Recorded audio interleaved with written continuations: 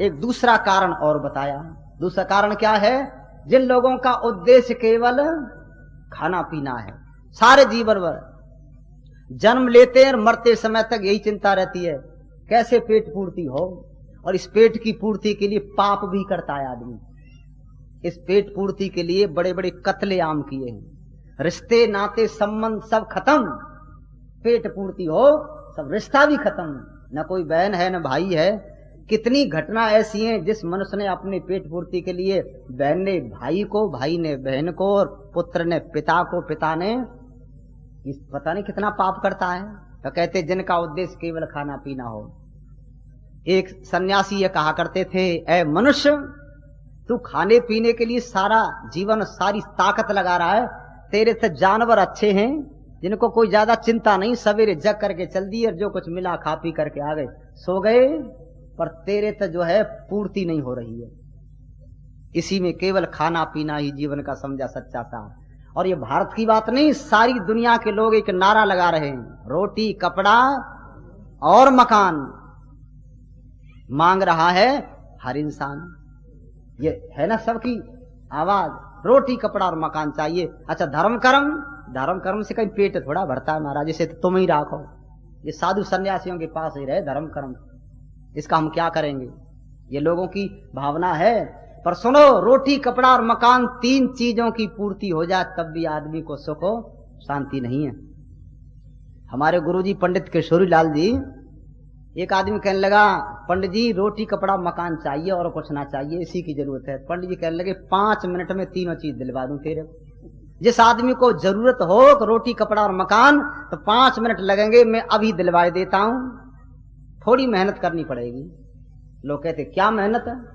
का चौराहे पे खड़े हो जाओ और हाथ में ले लो लाठी, और जो बड़ा आदमी बढ़िया से बढ़िया दिखाई दो उसकी खोपड़ी में बिना सोचे समझे मार दो, जी चाहे जितनी, फोड़ दो, मर जाता हूं, मार दो उसको। क्या होगा? का तुम पकड़े जाओगे। मेहनत इतनी करनी है, आंख मीच करके मार दो जी चाहे जिसमें। और बड़े आदमी मारना, छोटे में नहीं। जब मर जाएगा तुम पकड़े जाओगे, तुम्हारी होगी जेल, जेल में जाओगे। रोटी कपड़ा मकान तीनों मिलते हैं ना वहां, रोटी कपड़ा और मकान तीनों मिलते हैं। अच्छा रोटी करनी ना पड़े, करी कराई मिलती है, और कपड़े के भाव का पता नहीं, टेरिकाट क्या बिक रहा है, सूती क्या बिक रहा है, बिके जैसे भाव तुम्हें तक पहनने को मिल रहा है। और मकान ऐसा मिलेगा जैसा तुम्हारे बाप दादों ने कभी नहीं बनवाया हो, खूब मजबूत मिलता है ना बड़ा मकान। पर आप देखो पहरेदार भी, सुरक्षा, पर देखो उसके अंदर भी लोग रहे ना। 3 चीज मिल गई। अभी पिछले दिनों की बात है, 7 जुलाई को मैं अपने भरतपुर की जेल में प्रचार करने गया। पकड़ा नहीं गया मैं कि बस किसी केस में गया हूं। बुला लिया और जेल में प्रचार करने के लिए। भरतलाल शास्त्री एक हाँसी के, वो भी मेरे साथ में थे, भरतलाल जी। हम दोनों गए। एक सज्जन और थे, उन्होंने कहा आर्य समाजियों का प्रचार बहुत अच्छा लगता है। तो जेलर महोदय कहने लगे हमारी जेल में प्रचार करना, यहाँ काफी जेली इनको कुछ शिक्षा मिले। चलो कर दी, हम भी बंद थोड़ी देर को थाने में। भीतर जाके बैठे तो लगभग 300-400 कैदी थे, सब बैठे थे, बड़े शांत बैठे बेचारे। और वहां जेल में 10-15 महिला थी। तो हमारा एक साथी कहने लगा ये क्यों आ बैठी यहाँ? मैंने कहा तेरा प्रचार सुनने आई है। कुछ बहनें तो घूंघट मार के बैठी थी जी जेल के अंदर। वो किसी केस में, उनको दुनिया भर के केस होते हैं। जब बैठे तो हमने प्रचार किया, करीब 3 घंटे का कार्यक्रम रखा गया था। तो हमारे एक साथी कहने लगे कि देखो तुम बहुत अच्छे हो, भगवान से प्रार्थना करना कि हम यहीं रहें, बाहर बड़ी टक्कर हो रही है, बड़े मारे जा रहे हैं लोग, बड़े परेशान हैं।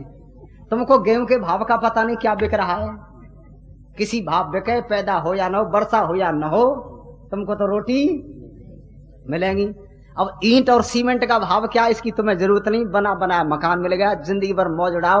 ये प्रार्थना करो यहां से बाहर न निकले और यही से जिंदगी हमारी पूरी हो जाए। क्या चाहते हो? तो सब कहने लगे नहीं नहीं ये नहीं चाहते। और आपको मैं बिल्कुल सत्य बता रहा हूं, इसी 7 जुलाई की घटना है। मैंने जब जेल में देखा तो उसमें नौजवान थे सब। 200 में से 2% ऐसे होंगे जो बुढ़े व्यक्ति होंगे, सब नौजवान। महिलाएं बैठी थी, तो हमारे खेम सिंह जी कहने लगे तुम क्यों आ बैठी हो, तुम पे बच्चे नहीं खिलाए गए घर, तो यही जगह अच्छी लगती थी, अब यहाँ बैठी हो अब गुड़िया बन करके। तो उनसे कहते रहे पर वो बेचारी हंसती रही।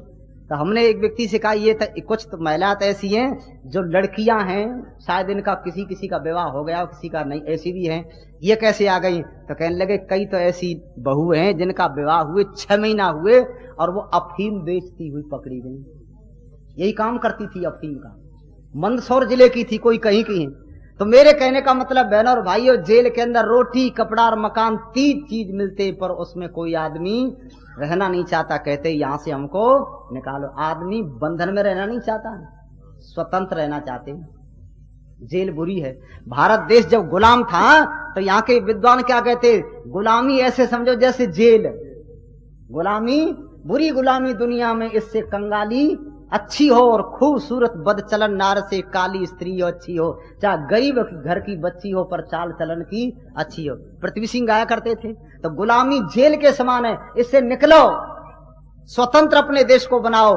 तो बहनों और भाइयों क्या कहते, जिन लोगों का उद्देश्य केवल खाना पीना है, जिंदगी भर इसी में लगे रहो।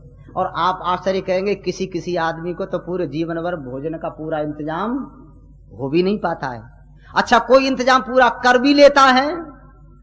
किसी आदमी से पूछा, किसी सेठ से बड़े से, कि आपके पास संपत्ति कितनी है, कहने लगा मुझे पता नहीं, मुनीम बता सकते हैं। मुनीमों से पूछा बताओ संपत्ति कितनी है, मुनीम कहने लगे पूरा दिन हिसाब करने में लगेगा, कल बताएंगे, करो हिसाब। उन्होंने हिसाब किया, हिसाब करके उन्होंने कहा सेठ जी बताए तुम्हारे पास संपत्ति कितनी है। क्या तुम्हारी 21 पीढ़ी हाथ पर हाथ रखे बैठी रहे, 21 पीढ़ी बैठी खा सकती, इतनी संपत्ति है। जो का 21 पीढ़ी बैठी खा सकती है, तो कहते उस सेठ को एकदम से चक्कर आ गया और जमीन पर गिर गया।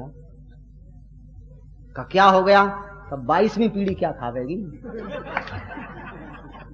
21 का इंतजाम तो होगा, 22वीं पीढ़ी क्या खावेगी, हार्ट अटैक हो गया उसका। ये लोगों की स्थिति है। अच्छा, ऐसे आदमी भगवान को जानेंगे, उनकी तो पूर्ति ना हो रही, अभी इससे ऊपर ही नहीं उठे, इससे ऊपर उठे ही नहीं है। तो मेरे कहने का मतलब वेद भगवान कहते हैं, एक तो जिनका मन मंदिर गंदा कर रखा है वो भगवान को नहीं जान सकते, और दूसरे कौन नहीं जान सकते, जिनका उद्देश्य केवल खाना पीना हो। अब एक तीसरे व्यक्ति और लिखे हैं, झूठे वाद विवादों में जो वक्त कीमती खोवे, झूठे वाद विवादों में जो वक्त कीमती खोवे, मानव चोला पा करके पड़े आलसी सोवे, मानव चोला पा करके पड़े आलसी सोवे, तज के धर्म कर्म ईमान को नर नारी आज के, कैसे जानेंगे भगवान को नर नारी आज के, नर नारी आज के, नर नारी आज के, कैसे जानेंगे भगवान को नर नारी आज के, कैसे जानेंगे भगवान को नर नारी।